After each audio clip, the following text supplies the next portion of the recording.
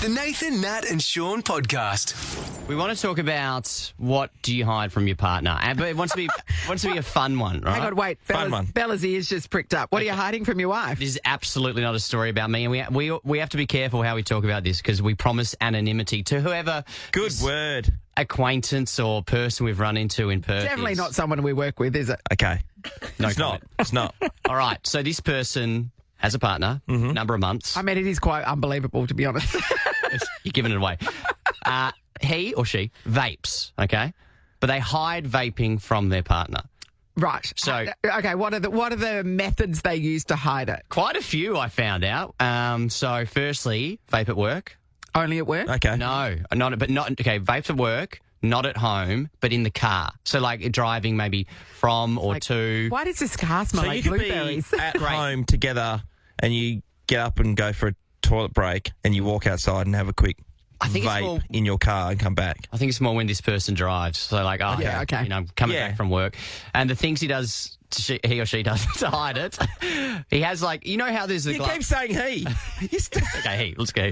He's got the grape vape and he keeps it in the car. So it's not around the house. And the glove box is where he puts it not the glove box, the centre console, because it's got the double compartment. And Yes. that top one, which is really thin, is more kind of hidden. Yeah. So it's less likely to be open. So he does that. Second thing he does, I don't know if this helps, but he'll have make sure he drinks water afterwards to kind of flush out the grape vape. Wash away the grape vibes. Yeah, Okay. yep. And the funniest thing he said to me was when he kisses her afterwards, he makes sure his lips are closed. It's a closed mouth kiss. Oh, like in the movies. Yeah. So like a really polite kiss. Oh, you're so polite with your kiss. But they don't get the grape vape. But he's effectively been behind this for months, vaping from his partner. I don't know if he just doesn't tell him. Is the vaping a red flag? Like, has the partner sort of expressed her distaste for vaping? Because why is he so ashamed of it? It's quite a common thing these days. I'm not endorsing it one way or the other, but Yeah.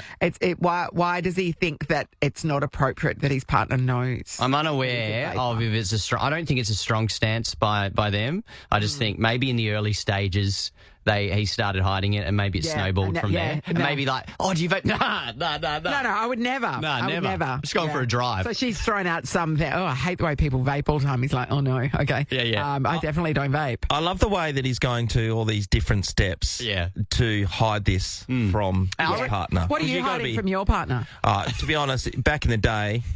You just last literally week- hide, don't you? You literally hide upstairs I and do. pretend you're not home. I do. Sometimes I walk in literally and just go, nah, I'm going straight up and I'm hiding. Yeah. And I remember ages ago when Ross Lyon lived up the road. Yes. I remember walking in sometimes and just going, because Kirsten and Megan and a couple of other chicks in the street, they're on the sauce at the back. I just like, this is too hard. So just go to Ross's house and hide out? No, I would literally go upstairs, I'd walk past his house and then I'd see her car's down at our house and then I'd be like, oh. You would often knock on his door, though, instead of going home. You'd go to Ross's house, wouldn't you? First time I knocked on his door, he opened it and he was eating a whole chicken out of the bag. But you know that you get from Woolies? Yeah. Direct out of the bag, just saving time. Just at the bag. Rip a leg off. You still got to get the little elastic band thing. Carried the bag to the front door. He should have been hiding that, for sure. Anyway, I was always trying to hide money. But everyone knew my hiding physically spot. hide it. Yeah. Cash. So you're talking cash, not like. Yeah, and you know what I realised, Ross? This is the best part. If I have money in my wallet at the moment, which is a rarity, right? But let's say I had $20 in there, I could. These days, no one's expecting me to have $20 in my wallet. Oh, so it's staying. Yeah. Save That's as houses. amazing. Yeah, save as houses. Yeah, they're just spending everything on your credit cards. It's amazing. All right, we want to know, is there something that you either successfully or maybe it was unsuccessful, maybe they sprung you hid from a partner? Let's go to Cynthia in Alkmaar. Morning, Cynthia. Morning. I'm sorry, I realised I probably should have gone anonymous and I gave you my real name. Oh, it's a rookie mistake, Cynthia. There's Yeah, heaps I of know. Cynthias in Alkmaar. Don't worry about Stop saying it. Okay, what are you hiding from your partner? So I get tattoos. I like them. And my husband's very old school, so he doesn't. And he's always complaining about how much they cost. So when I book one in, I will tell him it costs half Right. of what it actually costs. Yeah. And then when I do my grocery shopping, I'll withdraw cash, like get cash out in small increments. So it looks like it's on groceries. And then when I get the tattoo, I pay for half on FPOS and then give them cash for the other half. And he can't, It's a wise decision. can't grill you on groceries. Like, well, No, you that's do right. it then. It's like cost of living. Have you Yeah. seen how much avocados are? Exactly, yeah. Cynthia, how many have you got now?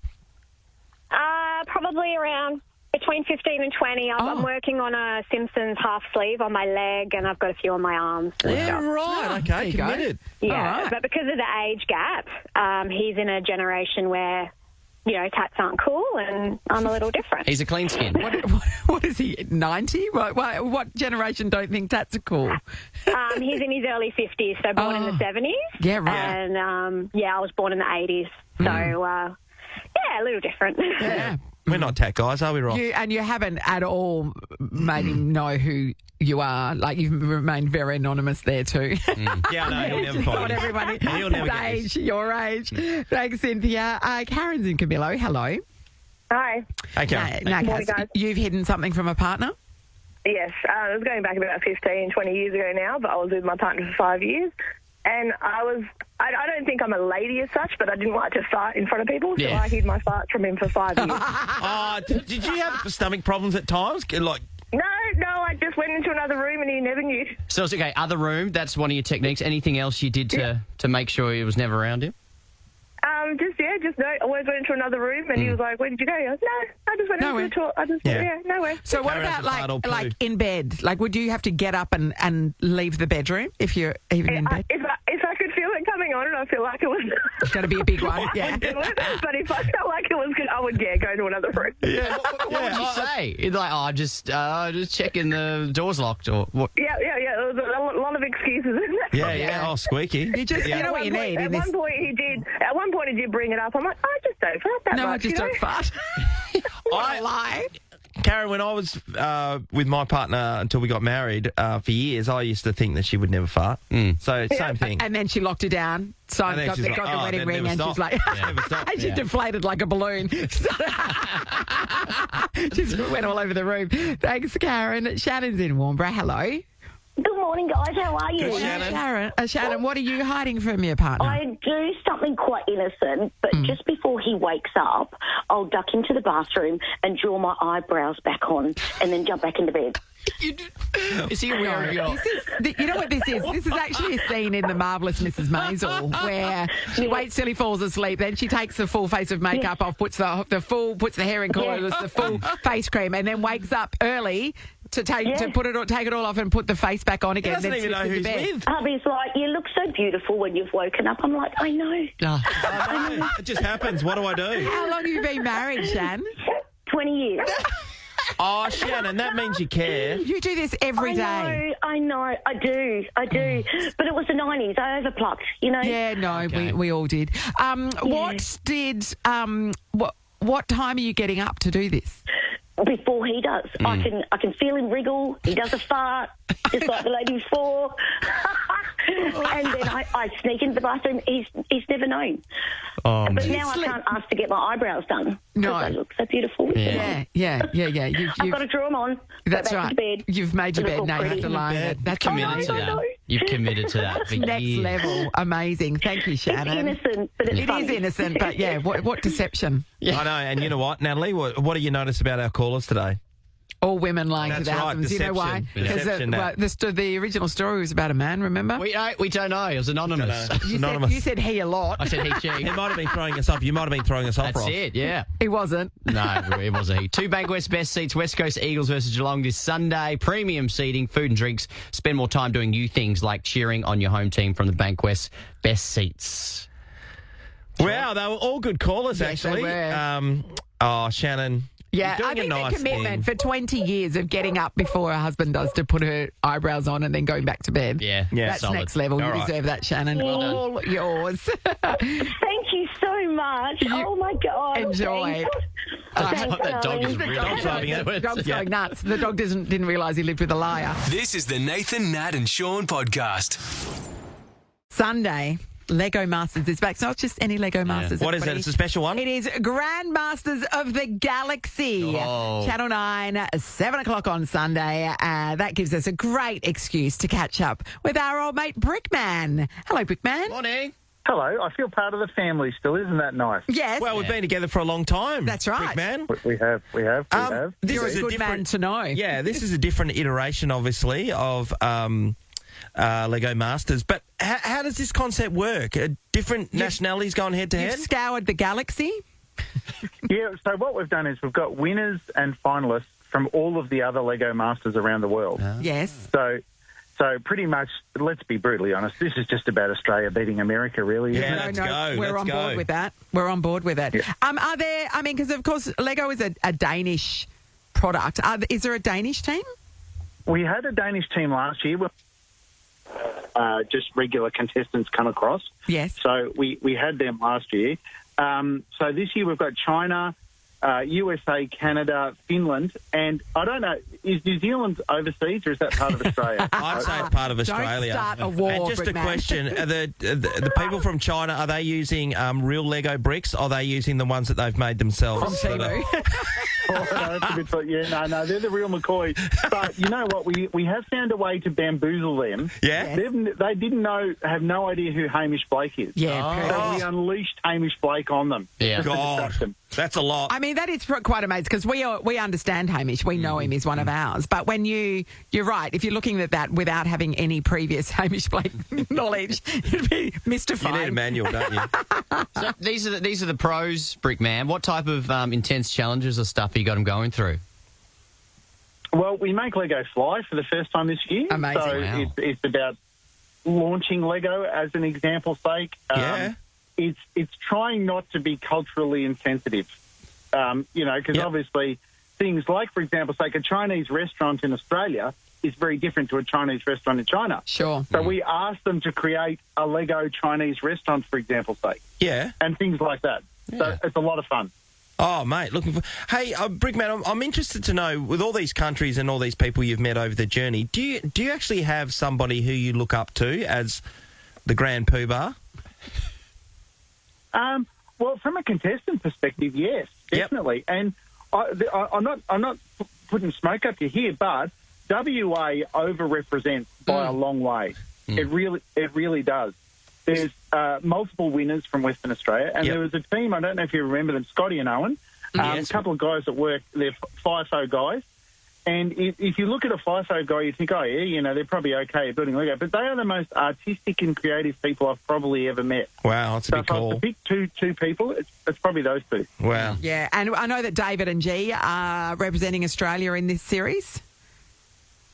Definitely. So they're back for more. So they came second in their series back in season 1 a long time ago. And those poor guys, two things. First off is when you're on the first series, you've never seen the show before, so you don't know what it's like. For sure. So extra sort of credit to them. But they've had 6 years to stew on why they didn't win. And so they're coming in pretty hard. Brickman, you are one of very few in the world Lego certified professionals, as little as around 21 or so. But what's the longest amount of time you have spent on a Lego piece, and what was it? Yeah, so we've just recently launched a Lego Star Wars exhibition in Melbourne. Yep. And we had to build things life-size. So we had to make, for example, say, Death Star. like an AT-AT, the huge big wall. Yeah, well, we've made a big Death Star, for example, things like that. So I've been working on it for 3 years. Oh, So my that God. probably qualifies. Ryan. That qualifies. Yeah, just. That's amazing. That is. That's insane. Do you never want to think about Star Wars ever again, or are you still quite passionate about it? If I have to make another R2-D2, it's probably too soon, to be brutally honest. So I'll probably tick that box. You are human. Hey, Brickman, do you know how many bricks were in the build of the Death Star, for example? Yeah, well, the whole exhibition is 8 million Lego bricks. Whoa! Yeah, we even had to. So C-3PO, for example's sake, I had to have bricks specially made to be that gold colour. Yep. And so I've even had to, for the first time ever in my entire Lego career, which is a long time, had to have bricks specifically made for a model. So it's pretty full on. Wow. That's amazing. And do they, where do you get that? Where do they get made? Well, they're all in Denmark. Yeah, so is the home of Lego. Yeah. Yeah. So it's all got to be certified from the manufacturers there, Yeah, it's gotta so fit. it lives up to the level. Yeah. Yep. Unreal. Yeah. That's exactly right. Well done. Well, look, we're really... I mean, it's called, I was going to say, Grandmasters of the Galaxy. I nearly said Guardians of the Galaxy. So are we opening it up to people from other planets, or at the moment they're just from Earth?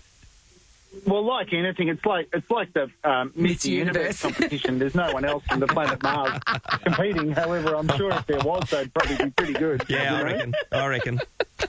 We love your work, Brickman. Can't wait to see this stuff.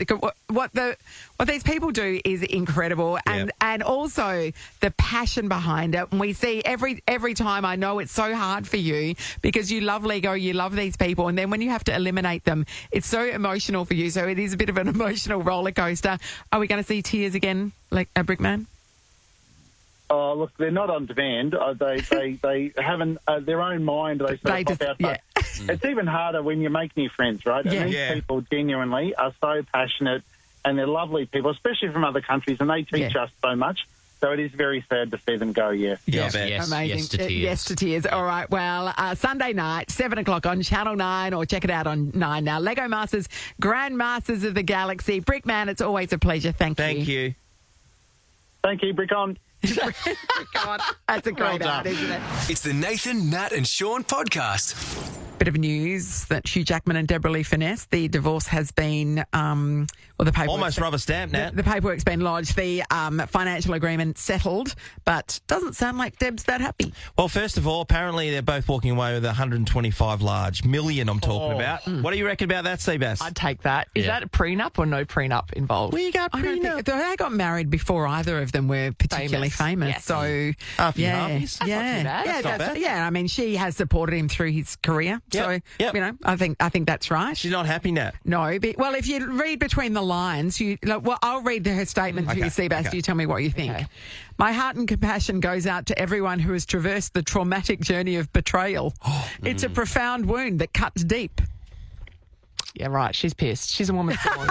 She's gone. No fury. I know. And then in response, is it in response? I don't know.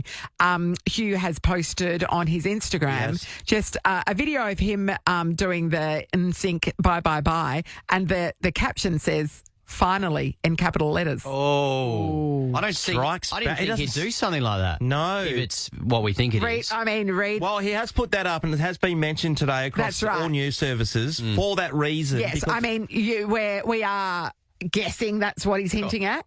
But what else would it mean?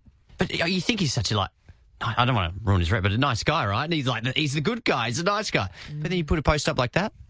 Bye bye bye. Yeah, he must have thought he needs to get back because everybody was talking about Deborah Lee and the fact that she's saying he cheated. That's what she's saying. The betrayal, a traumatic journey of betrayal suggests that she believes that she was cheated on. Well, there was always rumours when they were together. Number one, well, first of all, he's stupidly gay. good looking. Yes, that was the rumour. Because he's into musical theatre. Yes. I mean, that's what everyone's saying. Yeah. But and then he was in a show with Sutton Foster, his new partner, and they. But that was some time before the end of the marriage.